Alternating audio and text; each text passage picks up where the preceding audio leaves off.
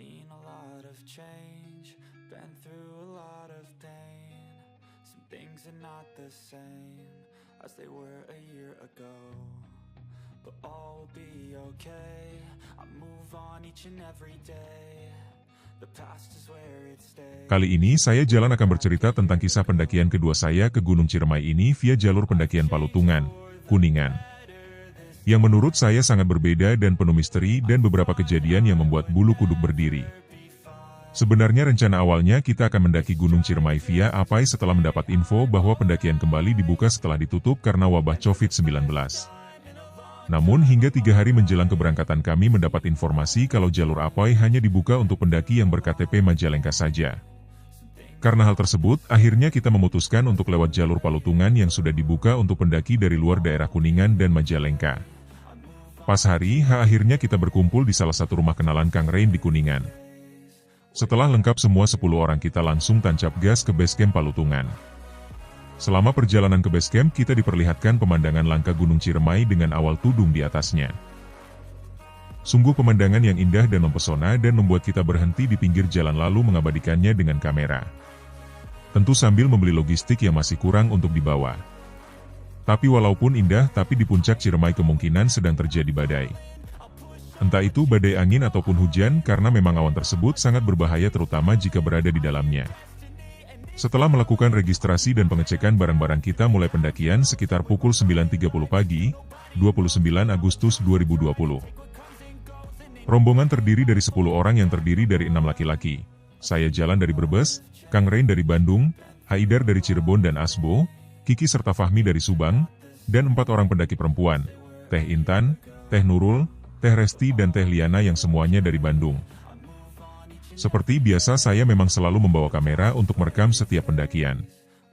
Memang rencananya pendakian kali ini saya akan membuat sebuah video dokumentasi.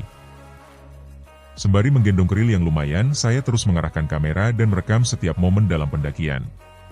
Sampai pos 1 Cigowong kurang lebih tepat pada tengah hari sekitar jam 12. Di sini kita beristirahat cukup lama untuk mengisi ulang air sekaligus sholat zuhur. Sekitar jam 1 kita mulai melanjutkan pendakian dan mulai dari sinilah beberapa kejadian aneh mulai terasa. Saat menuju pos 2 saya merekam sebuah footage video melalui kamera di mana di sana terdapat pohon tumbang yang menghalangi jalur pendakian. Karena saya rasa itu adalah momen yang harus diabadikan biar videonya jadi lebih seru. Saat menekan tombol record, saya merasa ada sesuatu yang tak enak di hati ketika mengarahkan kamera ke arah Teh Resti yang sedang melewati pohon besar yang tumbang tersebut diikuti Kiki yang berada di paling belakang. Karena perasaan tersebut, saya buru-buru mengakhiri rekaman tersebut dan mematikan kamera.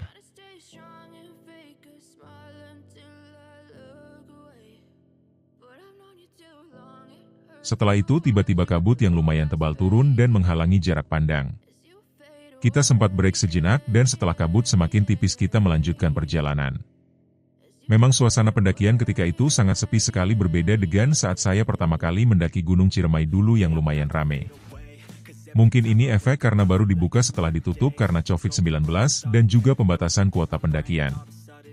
Ditambah lagi dari luar Kuningan dan Majalengka harus melampirkan surat bebas COVID, jadi membuat para pendaki mengurungkan niatnya. Setelah pos 3 rombongan terpecah menjadi 2 di mana 4 orang di rombongan depan dan 6 orang di rombongan belakang. Dari sinilah hal aneh terjadi pada kamera saya di mana tiba-tiba tak bisa merekam video. Lalu saya coba lepas baterainya dan dimasukin lagi lalu coba merekam ternyata masih gak bisa. Ditambah lagi indikator baterainya tiba-tiba naik turun. Saat itu saya berpikir mungkin karena kondisi cuaca berkabut yang dingin berpengaruh pada baterainya. Akhirnya ketika sampai di pos 4 saya langsung memasukkan kamera ke dalam tas dan melepas baterainya. Sementara itu rombongan pertama yang sudah terlebih dahulu sampai di pos 4 sudah masak air hangat dan juga mie instan. Di sini kita pun berhenti sejenak bersama satu rombongan lain yang juga sedang memasak untuk makan siang. Kondisi saat itu kabut masih turun dan suasana pun begitu sepi. Kita sempat berpapasan dengan pendaki yang turun katanya di atas angin kencang dan badai. Tak hanya itu, Ranger Gunung Ciremai juga memang sebelumnya mengatakan bahwa kondisi di puncak angin kencang jadi kalau semisal mau summit harus hati-hati. Kami pun melanjutkan pendakian dan akhirnya sekitar jam 17.30 sampai di pos 6 Pesanggerahan yang merupakan tempat kita ngecamp. Seperti biasa kita langsung mendirikan tenda, memasak makan malam dan bercengkrama sembari menikmati kopi hitam di tengah dinginnya udara yang mencapai 10 derajat. Usai makan malam bersama kita mulai siap-siap istirahat karena rencana kita akan mulai summit sekitar jam 2 pagi. Di camp area pos 6 sendiri hanya ada beberapa kelompok pendaki saja yang bisa dihitung jari. Gak sampai penuh seperti pada saat dahulu saya pertama kali mendaki Ciremai di bulan Agustus. Bahkan saat itu kita gak kebagian tempat di pos 6 karena sudah penuh. Hal itu membuat kita saat itu harus camp naik sedikit dari pos 6 di tanah yang agak lapang di pinggir jalur pendakian yang hanya muat sekitar 7 tenda saja. Langit malam pun semakin gelap dan suara angin kencang yang menghantam pepohonan begitu membuat suasana mencekam. Baru saja masuk SB dan memejamkan mata suasana camp area pos 5 tiba-tiba rame. Ternyata ada si Bagas, babi ganas, yang menyerang salah satu tenda rombongan dari Bogor. Beruntung masih ada ranger yang berjaga di pos 6, jadi babi pun bisa diusir dari tenda mereka.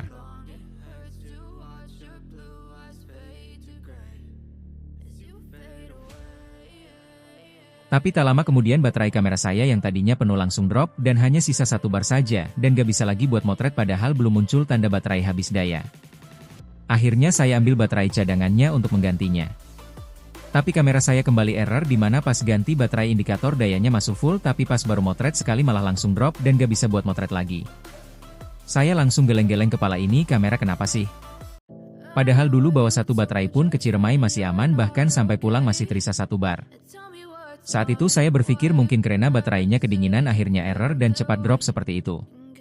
Setelah rombongan kembali lengkap, barulah kita melanjutkan summit dan sampai puncak sekitar jam 7:30 di mana matahari sudah begitu terik. Sesampainya di puncak kita langsung disambut dengan angin kencang.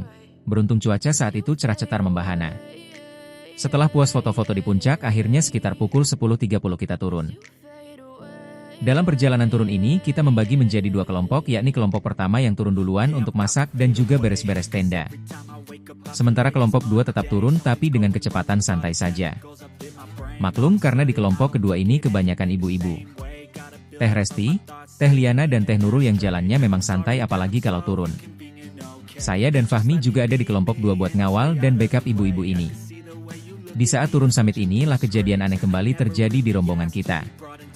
Pertama, lebah merah terus mendekati kami sejak dari pos 6 Sanghyang Ropo. Lebah tersebut terus-terusan terbang di dekat kami, terutama di dekat Teh Resti. Meskipun kadang terbang menjauh tapi tak lama kemudian ia kembali lagi. Padahal biasanya di Ciremai itu kita akan didekati oleh lebah hitam di jalur pendakian. Dan kata orang setempat lebah hitam tersebut jangan diganggu atau diusir karena mereka percaya bahwa lebah hitam tersebut adalah jelmaan prajurit. Kali ini malah si lebah hitam tersebut sama sekali tak terlihat baik sejak pendakian maupun turun dan yang sering menghampiri adalah lebah merah yang lebih ramping. Entah dia juga merupakan jelmaan para prajurit dari kerajaan gaib di Gunung Ciremai atau bukan. Tapi yang jelas dia seolah-olah menggantikan peran si lebah hitam. Tak hanya lebah merah tersebut, ada keganjilan lainnya yang saya rasakan saat perjalanan turun summit tersebut. Tepatnya setelah melewati pos pesanggerahan lama. Di sana kita bertemu dengan beberapa pendaki yang sedang memasak setelah turun dari puncak. Namun setelah melewati mereka tiba-tiba ada seorang laki-laki yang mengikuti kami di belakang.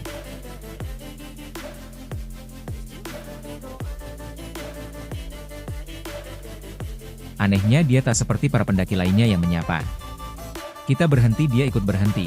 Kita jalan ia mengikuti jalan. Tapi pas saya perhatikan dengan seksama dia selalu memalingkan mukanya ke arah lain.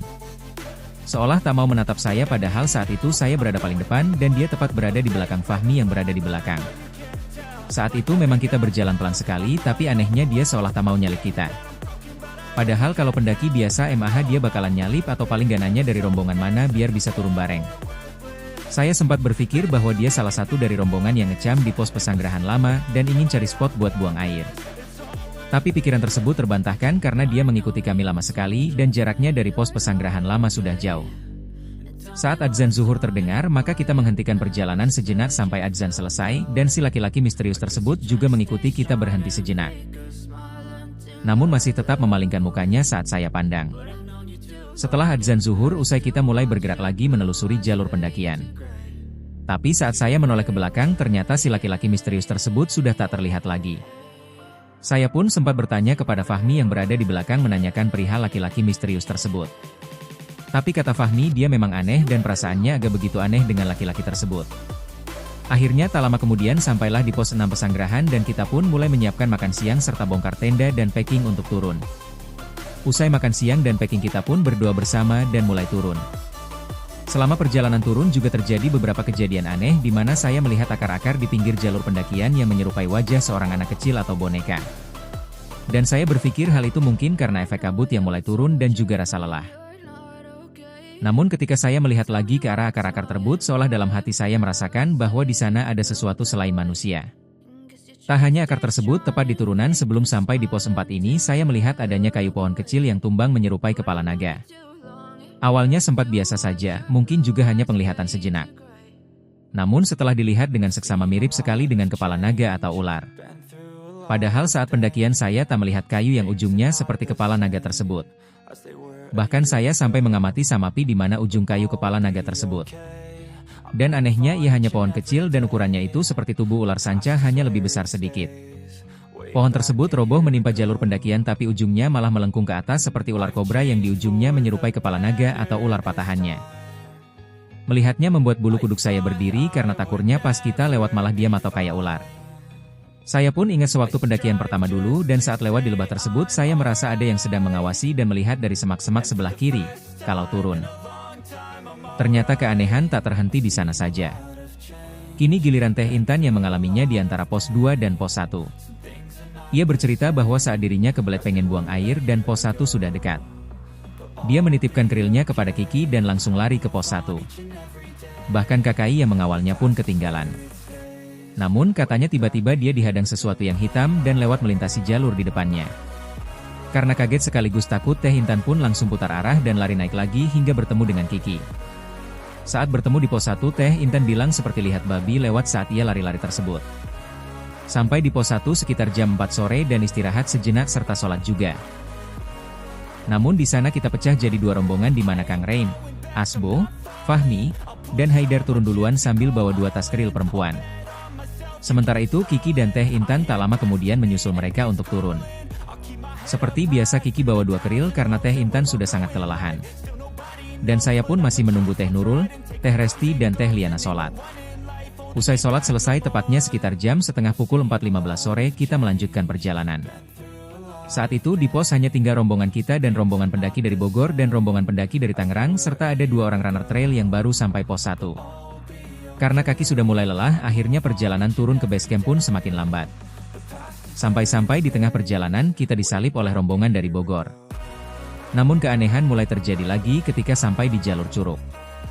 Saat itu saking lelahnya saya bawa 2 keril saya pun duduk di trek sebentar dan minum. Namun tiba-tiba perasaan saya dari awak curug tepatnya di belakang seperti ada yang melihat.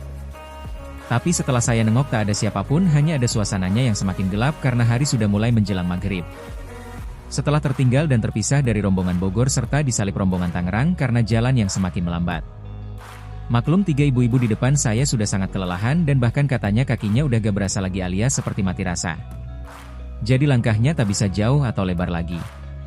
Sehingga di tengah perjalanan adzan maghrib pun terdengar dan kita memutuskan untuk berhenti sejenak sampai adzan selesai. Namun sebelum adzan maghrib berkumandang kita seolah diikuti oleh lutung yang melompat dari pohon ke pohon di atas jalur pendakian. Tak hanya itu si lutung pun mengikuti kami sejak berjalan di bawah hutan pinus di dekat pos 1. Namun setelah adzan maghrib berkumandang si lutung yang berada tepat di atas kita tiba-tiba pergi. Kami pun melanjutkan perjalanan setelah adzan maghrib selesai ditemani dengan langit yang mulai gelap. Saat itu perjalanan baru setengah di antara pos 1 ke pintu rimba atau gerbang lutung jalur Palutungan. Setelah melewati persimpangan antara jalur pendakian dan jalur evakuasi tiba-tiba saya merasa ada sesuatu di belakang kami. Dek! Di hati saya dan secara refleks ditambah dengan perasaan cemas saya langsung menengok ke belakang dan ternyata tak ada siapa-siapa. Tak lama terlihatlah 2 pendaki trail runner yang muncul di persimpangan jalur evakuasi. Melihat 2 orang tersebut membuat hati saya tiba-tiba kembali tenang dan sedikit lega karena kita bukan kelompok yang terakhir. Kedua pendaki trail runner tersebut memilih jalur evakuasi yang berada di samping jalur pendakian yang kita susuri. Dan tak lama kemudian kita pun tersalip karena beda kecepatan langkah. Saya pun menyuruh Teh Nurul yang paling depan untuk belok dan ambil jalur yang sama dengan kedua pendaki trail runner tersebut biar ada temannya. Dan kebetulan di depan ada jalur setapak yang menghubungkan jalur evakuasi dan jalur pendakian. Setelah semuanya berbelok dan saya pun belok, tiba-tiba ada bunyi sepatu dan lonceng khas pendaki yang terdengar dari belakang kami. Dan ternyata memang saya melihat seorang pendaki laki-laki dengan tas hitam dan membawa kuali serta perlengkapan lainnya yang ia gantung di keril tersebut. Dia sendirian dan anehnya yang saya lihat sekilas mukanya terlihat pias dan tubuhnya seperti glowing mengeluarkan cahaya keputihan gitu. Saat itu saya merasa ada yang aneh dengan pendaki tersebut dan saat kita mengambil jalur belok dia tetap lurus. Lalu tiba-tiba setelah melewati pohon di depannya dia tak terlihat lagi seperti menghilang entah kemana. Hal tersebut juga dirasakan dan dilihat oleh Teh Nurul yang berada paling depan kalau pendaki tersebut menghilang setelah melewati pohon tersebut. Dari situ saya semakin cemas dan sedikit lebih waspada mengingat Gunung Ciremai sendiri memang memiliki segudang misteri. Dan tak lama kemudian kita pun tak bisa lagi melihat kedua pendaki trail runner yang sudah jauh meninggalkan kita. Langit semakin gelap ditambah dengan pepohonan tinggi dan semak di sisi kanan dan kiri jalur membuat suasana semakin mencekam. Perjalanan kami pun semakin lambat karena Teh Nurul di paling depan tak ada penerangan karena hanya saya yang membawa headlamp. Dan saya menyinari jalur dari paling belakang. Lalu tiba-tiba Teh Nurul terjatuh seperti ada yang mengganjal langkahnya di jalur di bawah pohon pinus dan semak. Setelah istirahat sejenak dan saya pun menyuruh yang HP-nya masih nyala tolong dipakai untuk penerangan di depan karena tak mungkin saya berada di depan untuk menjadi penunjuk jalan.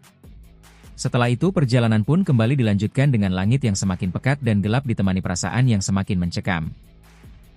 Kita berjalan di antara semak-semak bunga yang menutupi kiri kanan jalur.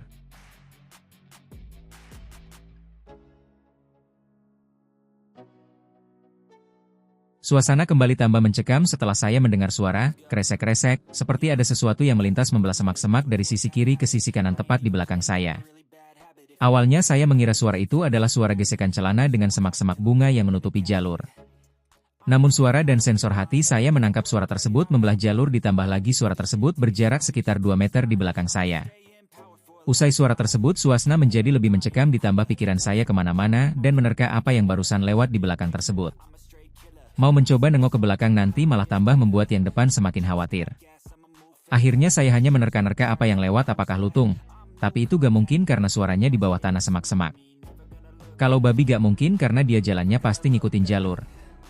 Dan yang paling mungkin sepertinya hanya macan kumbang atau yang sejenisnya. Karena menjurus ke sana saya tak henti-hentinya memanjatkan doa dan menyuruh semuanya untuk mempercepat langkahnya karena sudah semakin gelap. Dan ternyata tak hanya saya saja yang mengalaminya, Teh Nurul juga katanya melihat sesuatu di jurang yang berada di sisi kiri kita yang seolah mengikuti kita. Pokoknya suasana saat itu sangat mencekam ditambah saya membackup 3 ibu-ibu dengan sambil membawa 2 keril depan belakang. Yang pasti kalau terjadi apa-apa akan sulit untuk bergerak. Bahkan saking mencekamnya saya sempat berpikir kalau ternyata benar suara yang kresek-kresek di belakang saya itu adalah macan kumbang atau sejenisnya yang sedang ngikutin kita. Saya pun berpikir kalau dia menyerang pasti saya yang pertama diserang dan saat itu mungkin saya akan menyuruh yang lain untuk lari. Tapi semoga saja dugaan saya salah dan hanya hewan yang tak berbahaya yang lewat. Semakin lama akhirnya kita sampai di sebuah pondok yang lebih mencekam dan seperti ada yang melihat kita dari arah pondok tersebut. Saat itu sekitar jam 7 malam menjelang adzan Isya. Setelah melewati pondok tersebut saya merasa agak lega karena tinggal turun di trek batu lalu sampailah di hutan pinus Ipukan. Namun Teh Nurul yang berada di depan malah bertanya, "Ini benar jalurnya?" Saya jawab, "Benar kok, lanjut aja." Tak lama kemudian sekitar 5 menit berjalan Teh Nurul kembali bertanya dengan pertanyaan yang sama. Dan kali ini ditambahin, "Kok jalurnya beda dengan pas kita naik ya?" Akhirnya saya menegaskan bahwa ini adalah jalur yang benar untuk turun dan jelas-jelas saya masih ingat jalur ini. Selain itu saya bukan pertama kalinya lewat jalur tersebut melainkan kedua kalinya sehingga masih jelas di pikiran bahwa itu adalah jalur yang benar untuk turun.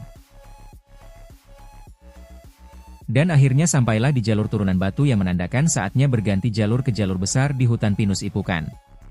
Namun tiba-tiba Teh Resti terjatuh saat menuruni tanjakan batu ini. Untung saja tak terluka hanya saja sepertinya memang kelelahan. Suasana mencekam pun semakin menurun karena sudah dekat dengan pintu rimba dan jalur yang dilalui pun sangat besar dan luas serta tak terlalu gelap lagi. Seolah terbebas dari kekhawatiran akan suara kresek-kresek terjadi sebelumnya. Baru berjalan beberapa saat adzan Isya pun berkumandang dan seperti biasa kita berhenti sejenak menunggu adzan selesai sembari istirahat. Saat istirahat tersebut perasaan mencekam agak berkurang dan jalur sudah agak terbuka dan lebar. Kita pun melanjutkan perjalanan dengan sisa tenaga yang ada untuk segera sampai ke base camp.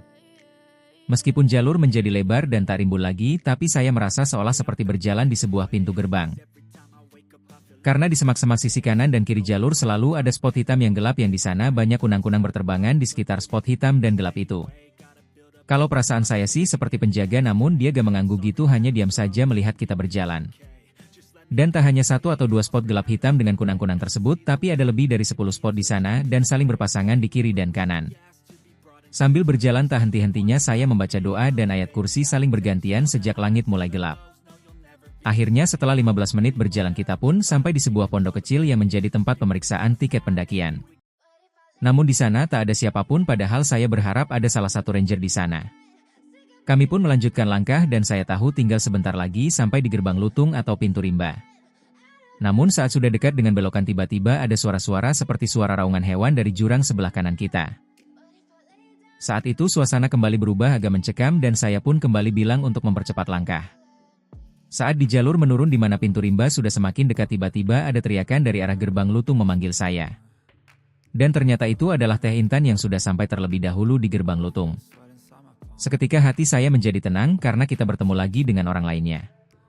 Sampainya di gerbang lutung atau pintu rimba kita istirahat sejenak untuk melepas lelah. Dan tentu saja berbagi cerita mencekam yang baru saja kita alami. Selain itu Teh Intan sama Kiki memang sengaja menunggu kami di pintu rimba karena khawatir. Di mana mereka berdua juga merasakan hal yang aneh pas turun saat hari mulai gelap. Bahkan sampai nanyain ke setiap pendaki yang turun perihal kami berempat. Dan akhirnya saya pun menanyakan tadi yang turun adakah pendaki yang sendirian pakai keril hitam dan bawa kuali. Pendaki misterius, di kerilnya turun gak? Kata Teh Intan yang terakhir mereka hanya ketemu 2 pendaki trail runner yang turun lari-lari. Ditambah lagi memang pas waktu maghrib adalah waktu setan sedang berpesta sehingga kadang suasananya pun sangat mencekam. Sehingga memang disarankan saat mendaki gunung ketika sudah jam 5 atau menjelang maghrib, maka lebih baik kita berhenti dan mendirikan tenda. Karena pendakian saat malam hari sangat berisiko tinggi selain gangguan hal-hal mistis. Pandangan kita tentang jalur pendakian juga semakin terbatas. Ditambah lagi saat malam hari kita akan berebut oksigen dengan pepohonan dan bisa membuat nafas kita terengah-engah. Selain itu dinginnya udara malam bisa membuat suhu tubuh drop dan kalau sudah drop bahaya banget loh bisa terkena hipotermia. Sehingga jadilah pendaki yang bijak di mana melakukan pendakian pada siang hari dan malam hari adalah waktunya istirahat. Ya anggap saja kita mendaki gunung itu hanya berubah tempat makan, minum, dan tidur tapi tanpa mengubah waktu istirahat kita. Seperti biasa sehari setelah pulang ke rumah di grup rame dengan foto dan cerita-cerita mencekam selama pendakian. Tiba-tiba Teh Angel japri dan dia minta diceritain kejadian aneh apa saja yang terjadi selama pendakian ke Gunung Ciremai tersebut. Saya pun menceritakannya secara runtut mulai dari keanehan yang terjadi pada kamera saya di antara pos 2 dan pos 3 hingga bertemu dengan pendaki misterius saat turun dan kemalaman di jalur. Teh Angel malah tertawa dan dia bilang cocok. Lah saya bingung Don tiba-tiba bilang gitu sambil ketawa lagi. Dia pun menceritakan bahwa alasan dirinya batal ikut bukan karena lagi PMS. Tapi karena 1 minggu sebelum pendakian, Teh Angel mimpi kalau dirinya diajak ke hutan Gunung Ciremai oleh sosok kakek-kakek tua berbaju putih. Si kakek berbaju putih tersebut membawa Teh Angel dan memperlihatkan hutan Gunung Ciremai dengan segala misterinya. Awalnya Teh Angel hanya menganggap mimpi tersebut biasa-biasa saja. Namun ternyata mimpi itu terus berulang hingga 3 kali dan membuatnya mantap untuk mundur dan gak jadi ikut mendaki. Maklum Teh Angel sendiri memang seorang indigo yang bisa berkomunikasi dengan para makhluk tak kasat mata. Dan ternyata mimpi tersebut pun sudah diceritakan kepada Teh Nurul dan di mana saja spot-spot yang harus diwaspadai karena di sana ada isinya. Tak hanya itu, Teh Angel pun setelah melihat video editan saya tentang pendakian ke Gunung Ciremai yang saya unggah ke YouTube. Katanya ia melihat ada sosok yang mengasai kita selama pendakian dan sosok tersebut ada di skene saat Kiki melewati pohon besar yang tumbang. Namun kata Teh Angel dia hanya melihat sosok bayangan hitam di belakang yang mengawasi kita. Dan tak tahu sosok tersebut apakah perempuan atau laki-laki karena tak begitu jelas.